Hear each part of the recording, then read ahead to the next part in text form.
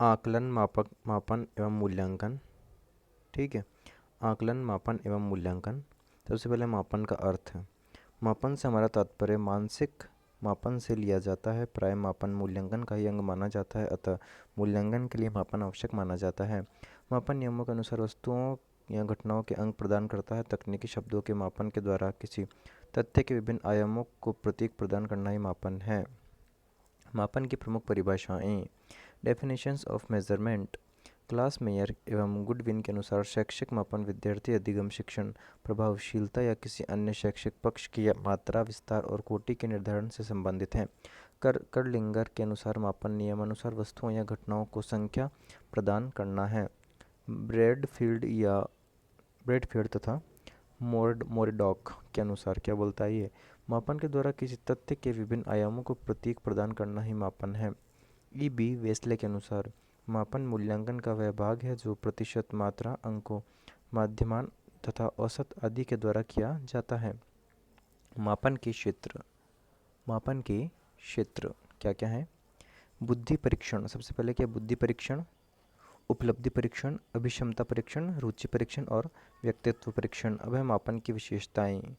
मापन की विशेषताएं। Characteristics of measurement.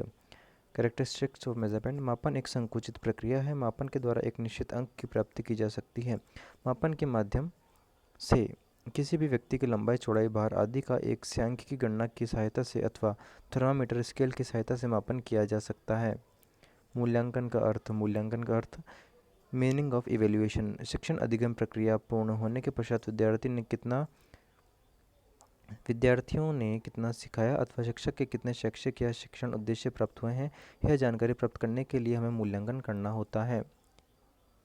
ठीक है, आगे यह पता लगाना कि कोई वस्तु मात्रा में कितनी अधिक या कितनी कम है, कितनी बड़ी या छोटी है, यह बात हर प्रकार के मूल्यांकन के संबंध में कही जा सकती है। चाहे आप गेहूं का एक बोरा तोड़ रहे हो या कक्षा में बालकों की योग्यता का मूल्यांकन कर रहे हो।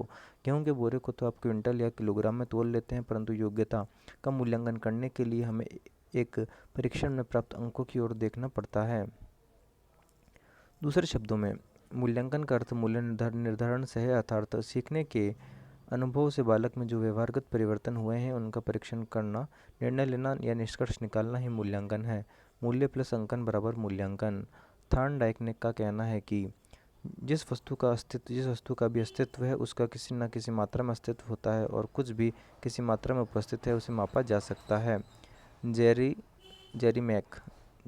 ली मैक के अनुसार मूल्यांकन वह पद्धति जिसके द्वारा हम पूर्व निर्धारित उद्देश्यों, ध्येयों तथा लक्ष्यों की प्राप्ति की मात्रा को निर्धारित करते हैं। यह एक ऐसी प्रक्रिया है जिसके द्वारा शिक्षण के मूल्यों तथा उद्देश्यों के मध्य तुलना की जाती है। आगे कोठारी कमीशन के अनुसार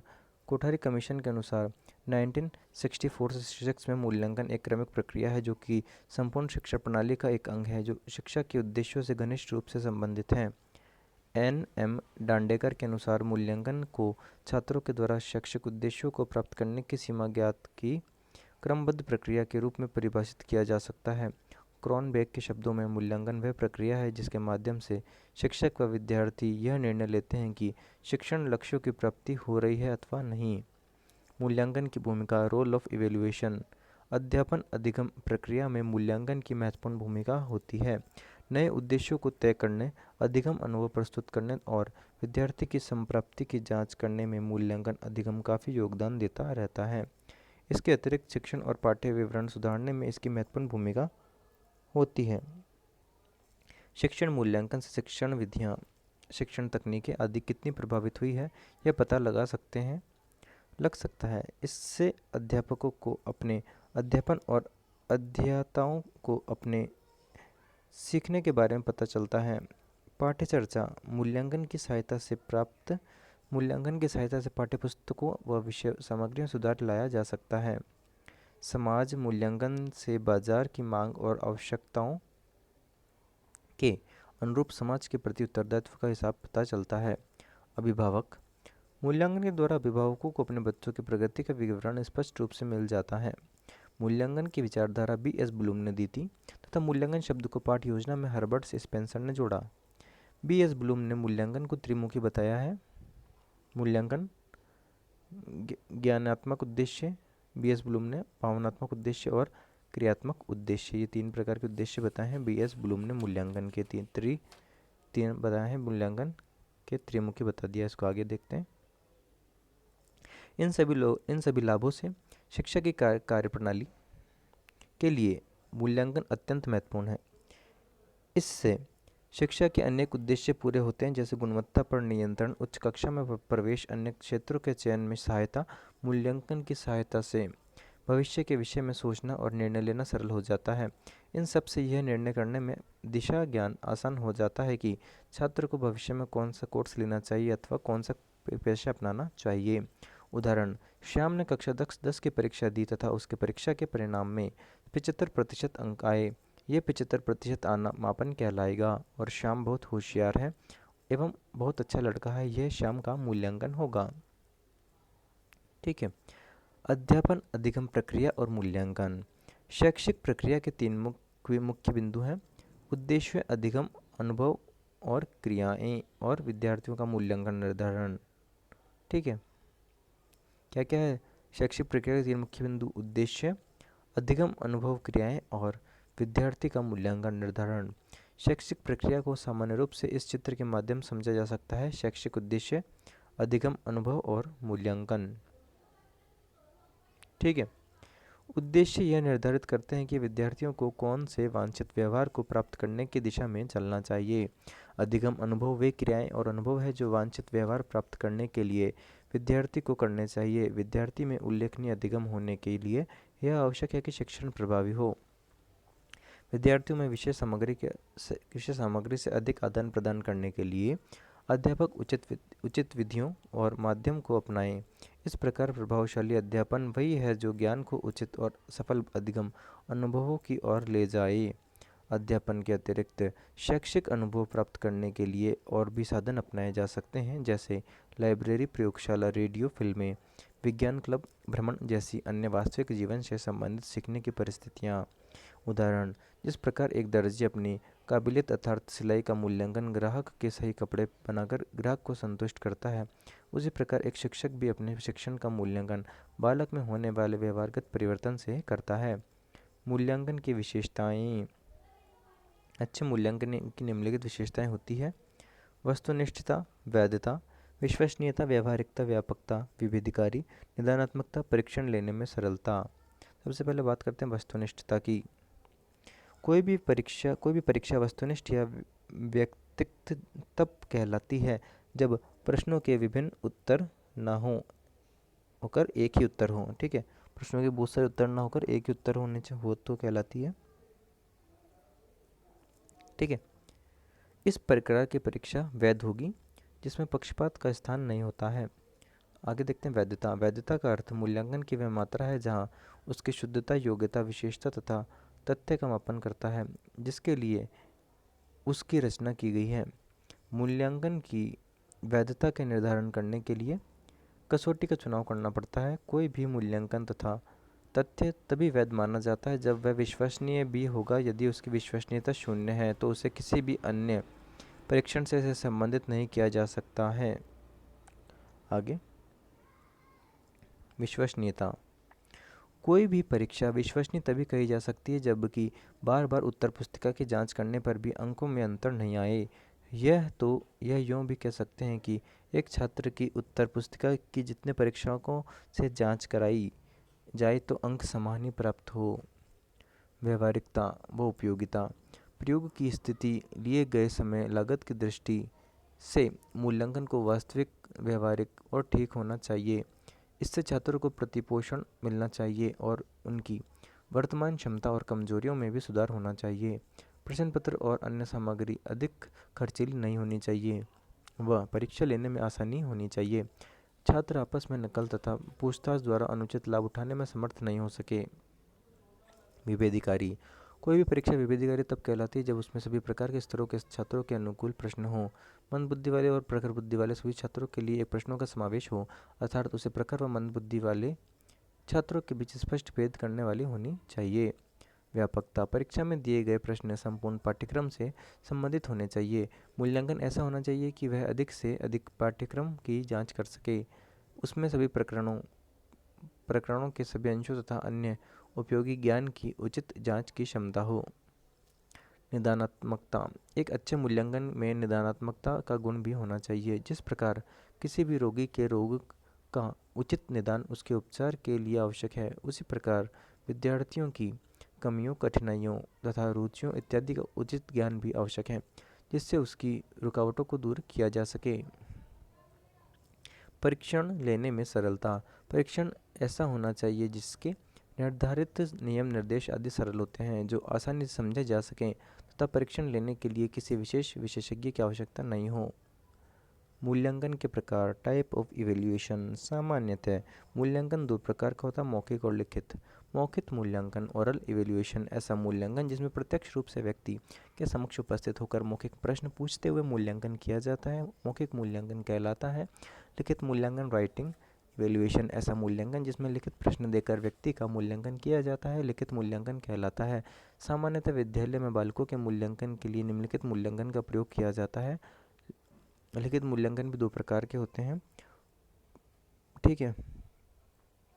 लिखित मूल्यांकन दो प्रकार के होते हैं, फर्स्ट परंपरागत मूल्यांकन और वस्तुनिष्ठ मूल्यांकन। सबसे परंपरागत मूल्यांकन देखते हैं। परंपरागत मूल्यांकन, इस मूल्यांकन प्रणाली में शिक्षक विद्यार्थियों से लघुरात्मक प्रकार के जो प्रश्न होते हैं, अति लघुरात्मक प्रकार के जो प्रश्न होते हैं और निबंधात्मक प्रकार के जो प्रश्न होते हैं वह पूछता है। विद्यार्थी निर्धारित समय में इन प्रश्नों को उत्तर लिखते हैं। अध्यापक विद्यार्थियों की उत्तर पुस्तिका की जाँच करके अंक देता है। इस मूल्यांकन के माध्यम से विद्यार्थियों के किताबी ज्ञान का मूल्यांकन किया जाता है। परंपरागत मूल्यांकन के दोष, ये वस्तुनिष्ठ मूल्यांकन प्रणाली नहीं है, यह विश्वसनीय तथा विभेदशील मूल्यांकन प्रणाली नहीं है। यह विद्यार्थियों को सतही ज्ञान प्राप्त करने के लिए बाध्य करती है। यह व्यवहारिक विधि नहीं है, केवल किताबी ज्ञान का ही मूल्यांकन होता है। यह विधि समझने पर जोर नहीं देती बल्कि स्मृति द्वारा सीखने पर जोर देती है। ये विद्यार्थियों के व्यक्तित्व का चहुमुखी विकास करने का अध्ययन नहीं करती। इस प्रणाली में प्रश्न बड़े तथा प्रश्नों की संख्या कम होती है। परंपरागत मूल्यांकन में सुधार के प्रयास, ये प्रश्न संपूर्ण पाठ्यवस्तु पर आधारित होने चाहिए। प्रश्नों की भाषा सरल और स्पष्ट होनी चाहिए। प्रश्नों में लघुरात्मक, अति लघुरात्मक व निबंधात्मक के प्रश्नों के साथ साथ वस्तुनिष्ठ प्रश्नों का भी समावेश होना चाहिए। सेकंड है वस्तुनिष्ठ मूल्यांकन, ऑब्जेक्टिव इवेल्युएशन। इस मूल्यांकन में शिक्षक विद्यार्थियों को लिखित वस्तुनिष्ठ प्रश्नों का प्रश्न पत्र देता है। विद्यार्थी वस्तुनिष्ठ प्रश्नों के विकल्पों में से सही विकल्प का चयन करता है और उत्तर पुस्तिका में उत्तर अंकित कर देता है, जैसे राजस्थान लोक सेवा आयोग, आरपीएससी, सीटेट, यूटेट आदि परीक्षाएं। वस्तुनिष्ठ मूल्यांकन के गुण, यह वस्तुनिष्ठ मूल्यांकन प्रणाली है यह विश्वसनीय व विभेदशील मूल्यांकन प्रणाली है। यह समझने पर जोर देती है। इस मूल्यांकन से व्यापक मूल्यांकन होता है तथा पक्षपात की संभावना नहीं होती। इस मूल्यांकन में उत्तर देने में समय कम लगता है तथा एक साथ अनेक विद्यार्थियों का मूल्यांकन आसानी से किया जा सकता है। वस्तुनिष्ठ मूल्यांकन के दोष, इसमें नकल करने की संभावना अधिक होती है। इसमें वास्तविक उत्तर का पता न होने पर भी कल्पना के माध्यम से उत्तर दिया जा सकता है। वस्तुनिष्ठ प्रश्नों के निर्माण में समय अधिक लगता है। इसमें विद्यार्थियों के लेखन कौशल की जांच नहीं हो सकती। इसमें बालक की भाषाई अशुद्धियों और भाषाई कमजोरियों का पता नहीं लगाया जा सकता है।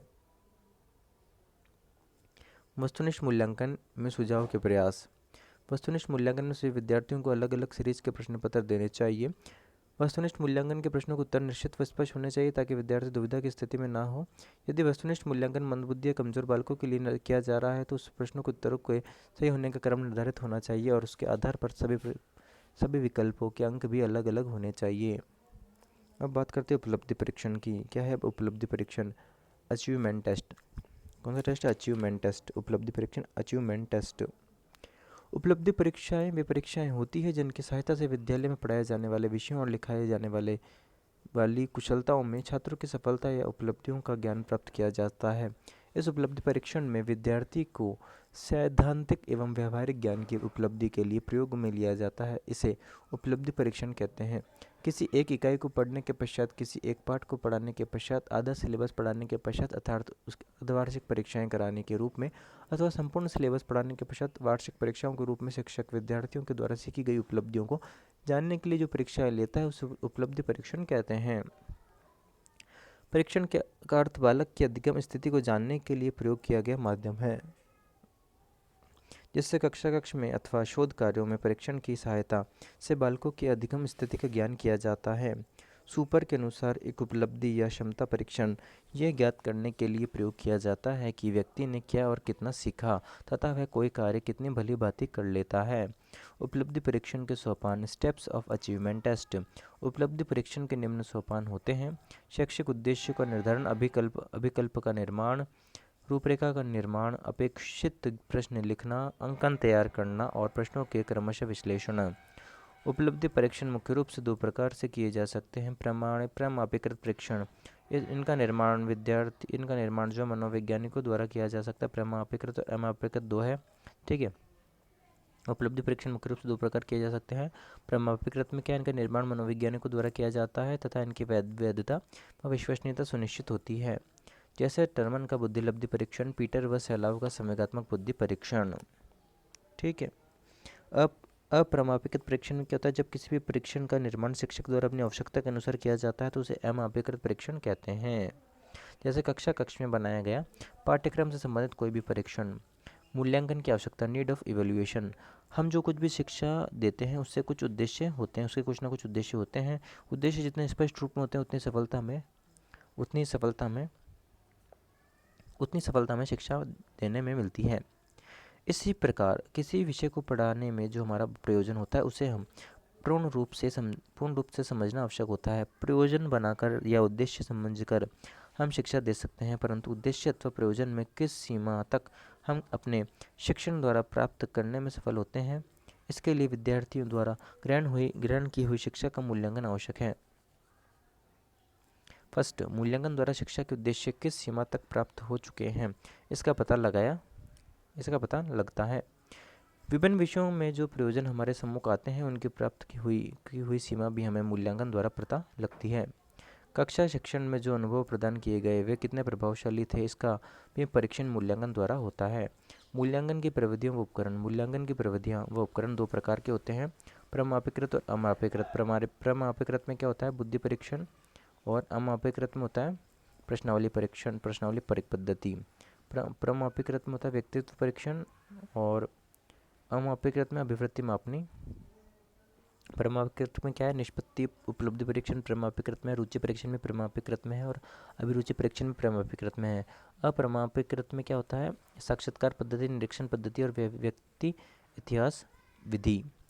अब निष्पत्ति उपलब्धि परीक्षण क्या होता है देखते हैं। निष्पत्ति उपलब्धि परीक्षण पढ़ाए जाने वाले विषय में बालक की योग्यता व उसकी कार्यकुशलता तथा क्षमता का मापन करना ही निष्पत्ति परीक्षण कहलाता है।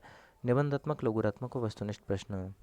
मूल्यांकन के उद्देश्य। मूल्यांकन के निम्नलिखित उद्देश्य माने जाते हैं। मूल्यांकन के उद्देश्य कौन कौन से माने जाते हैं? एक दो देखते हैं। नंबर में जो लिख रखा है 12 टोटल है। इसके अंदर सबसे पहले मूल्यांकन का प्रमुख उद्देश्य ये जांचना होता है कि बालक ने योग्यताओं, कुशलताओं, वृत्तियों, रुचियों, समझदारी इत्यादि को स्वयं किस सीमा तक ग्रहण कर लिया है।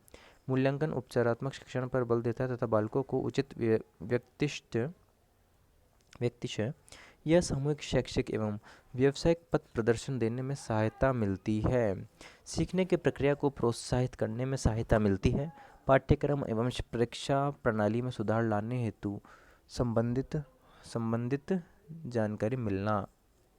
आगे देखते छात्र की संप्राप्ति की जांच, उसकी दुर्बलताओं का निदान करना है। अध्ययन अवसरों की प्रभावशीलता का ज्ञान होना। मूल्यांकन का प्रथम उद्देश्य बालकों के सर्वांगीण विकास की गति प्रदान करने में सहायक। अध्यापकों की कुशलता व सफलता का मापन मूल्यांकन के द्वारा ही संभव है। शैक्षिक उद्देश्यों के परिशोधन लाने में सहायक। विद्यार्थियों के वर्गीकरण हेतु मूल्यांकन की महत्ता। विद्यार्थी की कठिनाइयों, विफलताओं एवं सफलताओं का निर्धारण करना तथा दोष को दूर करना। मूल्यांकन शिक्षा पाठ योजना के पुनर्गठन के विकास में सहायक है। मापन तथा मूल्यांकन में अंतर। Difference between measurement and evaluation. मापन तथा मूल्यांकन बहुधा एक दूसरे के स्थान पर प्रयोग होते हैं, किंतु इन दोनों में अंतर है।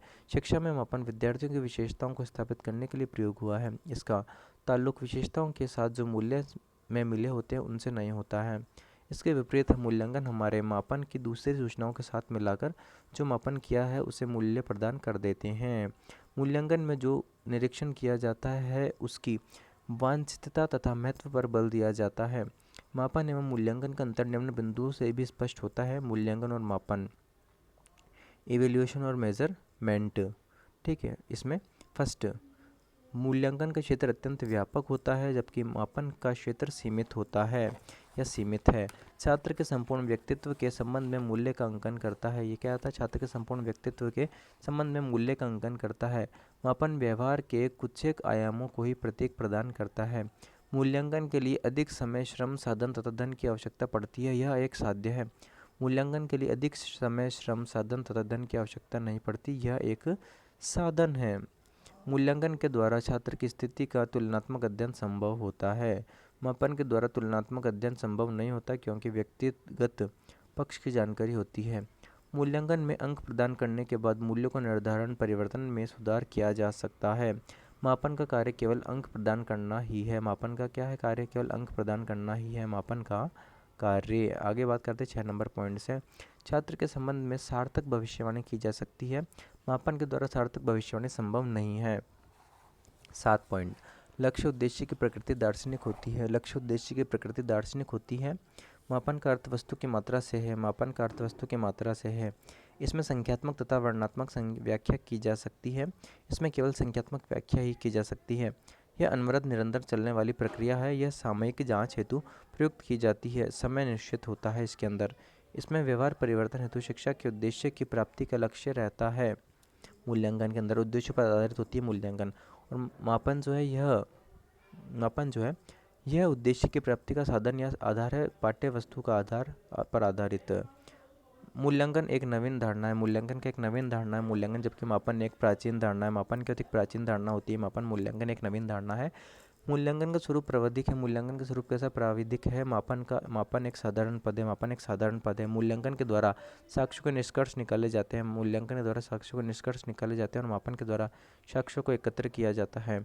उदाहरण: एक परीक्षा में हम विद्यार्थियों के निष्पादन को नंबर या ग्रेड के अंतर्गत रखते हैं। एक विद्यार्थी को एक विषय में 40% अंक मिलते हैं और उसे नोट कर लिया जाता है। मूल्यांकन के लिए निष्पादन का महत्व इसलिए लिया जाता है कि यह अगली कक्षा में प्रोन्नति के लिए और आगे की पढ़ाई के लिए आवश्यक है। अब है सतत एवं व्यापक मूल्यांकन, कंटिन्यूस एंड कम्प्रिहेंसिव इवेल्युएशन। प्राचीन काल से हमारे देश में मूल्यांकन करने के लिए परंपरागत प्रणाली का प्रयोग किया जाता रहा है, लेकिन इस परंपरागत प्रणाली से व्यक्तित्व के सभी पहलुओं का मूल्यांकन संभव नहीं हो पाता है। व्यक्तित्व के सभी पहलुओं का व्यापक और सतत मूल्यांकन वस्तुनिष्ठ मूल्यांकन प्रणाली द्वारा ही संभव है, जिसमें निरंतर निदानात्मक परीक्षण, उपलब्धि परीक्षण एवं आवश्यकता अनुसार उपचारात्मक प्रशिक्षण की आवश्यकता महसूस की गई।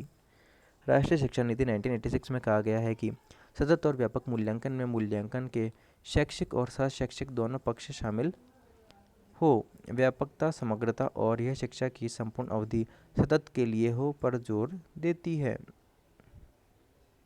आगे, बालक की समस्याओं का पता लगे और बालक की समस्याओं का निवारण हो, इसके लिए सतत अर्थात प्रतिदिन और व्यापक अर्थात विस्तार से मूल्यांकन की प्रणाली लागू की, जिसे सतत एवं व्यापक मूल्यांकन के नाम से जाना जाता है। जिसे क्या होता है? सतत एवं व्यापक मूल्यांकन के नाम से जाना जाता है। ठीक है, आगे CCE के अंतर्गत प्रतिदिन और हर विषय वस्तु का विस्तार से मूल्यांकन किया जाता है। CCE को प्रभावी बनाने के लिए वस्तुनिष्ठ प्रणाली का प्रयोग सर्वश्रेष्ठ होता है। CCE को प्रभावी बनाने के लिए निदानात्मक परीक्षण किया जाता है। निदानात्मक परीक्षण किया जाता है और उससे जो समस्याएं बालक के सीखने के अंतर्गत आई, इनको उपचारात्मक शिक्षण के द्वारा ही दूर किया जाता है। सतत एवं व्यापक मूल्यांकन विद्यार्थियों के व्यक्तित्व के सभी पहलुओं हेतु विद्यालय आधारित मूल्यांकन की ऐसी प्रणाली है जहां बालक के विकास के सभी अंगों तथा पहलुओं को निरंतर व्यापक मूल्यांकन विभिन्न प्रविधियों के द्वारा किया जाता है। यहाँ सतत और व्यापक से तात्पर्य विद्यार्थी की शैक्षिक एवं सहशैक्षिक गतिविधियों का निरंतर तथा नियमित रूप से मूल्यांकन से है। इस हेतु विभिन्न प्रविधियों की सहायता अध्यापक लेता है। सतत एवं व्यापक समग्र मूल्यांकन के उद्देश्य, मुख्य उद्देश्य: विद्यार्थियों का कार्यभार कम करना तथा उन्हें परीक्षण से तनाव मुक्त करना। बालकों का सर्वांगीण विकास, मनोवैज्ञानिक सिद्धांतों के अनुसार प्राप्त ज्ञान के उपयोग की क्षमता की जानकारी प्राप्त करना। अधिगम एवं शिक्षण की समग्रता पर बल देना। छात्र की अभिरुचियों एवं अभिवृत्तियों का मूल्यांकन। छात्रों को अधिक से अधिक सह शैक्षिक गतिविधियों में भाग लेने के लिए प्रोत्साहित करना। अधिगम के दौरान आने वाली समस्याओं का निदान हेतु उपचारात्मक शिक्षण, विद्यार्थियों में आवश्यक जीवन कौशलों का विकास। ठीक है। सतत एवं व्यापक मूल्यांकन का क्रियान्वयन, execution of continuous and comprehensive evaluation. सतत एवं व्यापक मूल्यांकन एक शिक्षा व्यवस्था है जो केंद्रीय माध्यमिक शिक्षा बोर्ड ने कक्षा 6 से 10 तक के अपने सभी विद्यालयों तथा 12वीं के कुछ विद्यालयों में लागू किया है। सीसीई का मुख्य उद्देश्य बालक के सभी पक्षों का मूल्यांकन जब वह विद्यालय में उपस्थित हो। यह माना जाता है कि यह विद्यार्थी परीक्षा से पूर्व जोड़ पड़ने वाले दबाव को कम करना है, क्योंकि इसमें विद्यार्थियों को कई परीक्षाओं से पूरे वर्ष के दौरान गुजरना होता है, जिसमें पहले ली गई परीक्षा का पाठ्यक्रम पुनः दोहराया नहीं जाता है। सीसी शिक्षा व्यवस्था द्वारा पारंपरिक चॉक एंड टॉक विधि में अत्यधिक परिवर्तन लाया है। इस व्यवस्था में विद्यार्थियों के अंकों को ग्रेड में बदला गया है, जिसका मूल्यांकन शैक्षिक एवं सह-शैक्षिक गतिविधियों की एक सुनियोजित श्रृंखला द्वारा होता है। एक ही परीक्षा की जगह लघु परीक्षाओं के माध्यम से साल भर समय समय मूल्यांकन करना। इसमें जो है विद्यार्थियों को केवल ग्रेड दी जाती है जो कि निम्न पर आधारित होती है: कार्य अनुभव, कौशल, नवाचार, सीखने हेतु विद्यार्थियों की तत्परता, समूह में कार्य करने की उनकी योग्यता, विद्यार्थियों की सार्वजनिक अभिव्यक्ति, विद्यार्थियों का विद्यालय के अंतर्गत व्यवहार। यह उन विद्यार्थियों के लिए अत्यंत उपयोगी है जो कि शैक्षिक गतिविधियों में अच्छे नहीं हैं। इससे उन्हें अपनी प्रतिभा दूसरे क्षेत्र जैसे कि कला, खेलकूद, संगीत आदि में दिखाने का मौका मिलता है। सीबीएसई का पुराना तरीका, सीबीएसई द्वारा पहले मूल्यांकन हेतु साल भर में एक ही परीक्षा का आयोजन किया जाता था, जिसमें प्रदर्शन के आधार पर विद्यार्थियों को अंक प्रदान किए जाते थे। सीसीई में 2 प्रकार की परीक्षाएं ली जाती है: प्रारंभिक या निर्माणात्मक परीक्षण फॉर्मेटिव टेस्ट FA और योगात्मक परीक्षण सुमेटेटिव टेस्ट SA। ठीक है, FA और SA। सबसे पहले प्रारंभिक या रचनात्मक या निर्माणात्मक परीक्षण फॉर्मेटिव टेस्ट FA। इस परीक्षण में विद्यार्थियों द्वारा मौखिक परीक्षा तथा दत्त कार्यों में किए गए प्रदर्शन के द्वारा विद्यार्थियों को मूल्यांकन किया जाता है। यह परीक्षण एक शैक्षिक सत्र में 4 बार आयोजित किया जाता है और यह कुल ग्रेड्स के 40% का होता है। कुछ विद्यालयों में बहुमौखिक परीक्षाओं के स्थान पर एक अतिरिक्त लिखित परीक्षा ले ली जाती है। फिर भी कम से कम एक मौखिक परीक्षा का आयोजन तो होना ही होता है। ठीक है, ये विद्यालय स्तर पर ही आयोजित होने वाला परीक्षण है। योगात्मक परीक्षण सुमेटिव टेस्ट SA। यह 3 घंटे का लिखित परीक्षण होता है जिसका आयोजन साल में 2 बार होता है। पहले 2 प्रारंभिक परीक्षणों के बाद एक योगात्मक परीक्षा, अगले 2 रचनात्मक परीक्षणों के बाद दूसरा योगात्मक परीक्षा होता है। प्रत्येक योगात्मक परीक्षण 30% अधिभार का होता है। इसका आयोजन भी विद्यालय के द्वारा ही किया जाता है, किंतु प्रश्न पत्र सीबीएसई द्वारा तैयार किया जाता है तथा उत्तर पत्रों की जांच और मूल्यांकन भी सीबीएसई द्वारा ही तैयार किया जाता है। एक योगात्मक परीक्षण के पाठ्यक्रम को अगले योगात्मक परीक्षण में नहीं दोहराया जाता है। एक विद्यार्थियों को नए बिंदुओं अथवा पाठों पर ही अपना ध्यान केंद्रित करना होता है। सीसी का पैटर्न: परीक्षण समय और अधिभार FA1, FA सेकेंड और SA1 मार्च से अक्टूबर में होगा। 10% और 30%। ठीक है, 10% ऐसे होता है। देखो, FA1 में 10% हो गया, FA सेकेंड में 10% हो गया, FA और SA फर्स्ट में हो गया 30%। ठीक है, और FA टोटल 4 अक्टूबर से मार्च में और होगा। मार्च से अक्टूबर में होगा, अक्टूबर से मार्च में क्या होगा? FA3 और FA4 होगा, जिसका भी 10% होगा, और ऐसे जो सेकेंड होगा इसका 30% होगा। ऐसे होता है। ठीक है, ऐसे ही आगे देखते हैं। नोट: सीबीएसई ने अक्टूबर 2009 से कक्षा 9 से और 2010 से कक्षा 10 में भी सीसी लागू कर दिया गया है। सीबीएसई ने कर दिया है 9 से, तो कर दिया 2009 से कक्षा 9 में, तो 2010 से कक्षा 10 में लागू कर दिया सीसी। सीबीएसई द्वारा मूल्यांकन सीसी के अंतर्गत मूल्य को निम्न श्रेणियों में विभाजित किया गया है। सीबीएसई के द्वारा मूल्यांकन सीसी के अंतर्गत मूल्यांकन को निम्नलिखित श्रेणियों में विभाजित किया गया है: अकादमिक निष्पत्ति, शैक्षिक क्षेत्र, सह शैक्षिक क्षेत्र, जीवन कौशल अभिवृद्धि एवं मूल्यांकन, और सह शैक्षिक गतिविधियाँ, विचारोत्पादक क्रियाएं तथा शारीरिक एवं स्वास्थ्य शिक्षा। अब बिंदु प्रणाली ग्रेडिंग सिस्टम। अंक 91 से 100 तो A1 ग्रेड होगी, 10 बिंदु। 81 से 90 के बीच में तो 9 बिंदु है, A2 ग्रेड है, A1 A2 71 से 80 के बीच में तो B1 ग्रेड है, 8 बिंदु 61 से 70 के बीच में है तो B2 ग्रेड, 7 बिंदु 51 से 60 के बीच में C1 ग्रेड, और 6 बिंदु 41 से 50 के बीच में C2 ग्रेड, 5 बिंदु 33 से 40 के बीच में D ग्रेड में 4 बिंदु, और 21 से 32 के बीच में तो E1 ग्रेड, ठीक है। और 21 से 32 E1 ग्रेड हो गए, 20 से कम है तो E2 ग्रेड, ठीक है। इसमें 4 से कम तो बिंदु ही नहीं है। प्रश्नों के प्रकार, टाइप्स ऑफ क्वेश्चन। निदानात्मक परीक्षण एवं उपलब्धि परीक्षण बनाने के लिए निम्न 4 प्रकार के प्रश्नों का प्रयोग किया जाता है। निबंधात्मक प्रश्न, लघुरात्मक प्रश्न, अति लघुरात्मक प्रश्न और वस्तुनिष्ठ प्रश्न, ठीक है। वस्तुनिष्ठ प्रश्न जो 6 प्रकार के होते हैं। कितने प्रकार के वस्तुनिष्ठ प्रश्न? 6 प्रकार के होते हैं वस्तुनिष्ठ प्रश्न। सत्य असत्य प्रश्न, इन प्रश्नों में एक कथन दिया जाता है और विद्यार्थियों से पूछा जाता है कि यह कथन सत्य या क्या असत्य बताना है ना। इन प्रश्नों को हाँ या नहीं प्रश्न भी कहते हैं। बहुविकल्पी प्रश्न जो होते हैं बहुविकल्पी प्रश्न, इन प्रश्नों में पूछे गए प्रश्नों के उत्तर के रूप में 4 विकल्प दिए जाते हैं और विद्यार्थी उन चारों विकल्पों में से सही विकल्प का चयन कर लेते हैं। यह प्रश्न वस्तुनिष्ठ प्रश्नों में से सर्वाधिक प्रचलित होते हैं। अब तुल्य पद प्रश्न। इस प्रकार के प्रश्नों में दो स्तंभ होते हैं। एक स्तंभ में कुछ वाक्यांश या पद लिखे होते हैं और दूसरे स्तंभ में अव्यवस्थित या अव्यवस्थित रूप से प्रथम स्तंभ से संबंधित पद या वाक्यांश लिखे होते हैं और विद्यार्थियों को उन दोनों स्तंभों के पदों या वाक्यांश को व्यवस्थित करके मिलान करना होता है। इन प्रश्नों को सुमेलित प्रश्न भी कहते हैं। रिक्त स्थान पूर्ति प्रश्न। इस प्रकार के प्रश्नों में कथन या वाक्यांश में रिक्त स्थान छोड़ दिया जाता है और विद्यार्थियों को रिक्त स्थान की पूर्ति करनी होती है। एक अच्छी उपलब्धि परीक्षण में वस्तुनिष्ठ प्रश्नों का अंकबार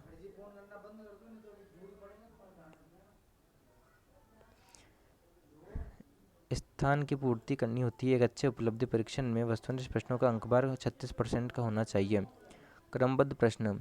इसमें प्रश्नों का प्रकार इस प्रकार का होता है कि उनके उत्तर क्रमबद्ध रूप से देने पड़ते हैं। क्रमबद्ध प्रकार के प्रश्न क्या होता है? इसमें प्रश्नों का प्रकार इस प्रकार का होता है कि उनके उत्तर क्रमबद्ध रूप में देने पड़ते हैं। अति लघुरात्मक प्रश्न। यह भी वस्तुनिष्ठ प्रश्न का एक प्रकार है। अति लघुरात्मक प्रश्न जो ये भी वस्तुनिष्ठ प्रकार का प्रश्न है, ठीक है।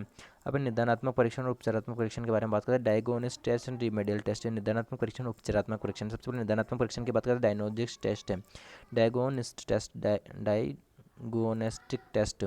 शिक्षक विद्यार्थियों को शिक्षक कार्य करवा देता है। तत्पश्चात बालक ने क्या लिखा था तथा बालक को क्या सीखने में समस्या आ रही है, यह पता लगाने के लिए निदानात्मक परीक्षण के माध्यम से शिक्षक पता लगा लेगा कि विद्यार्थी को किस किस बिंदु में और क्या क्या समस्या आ रही है।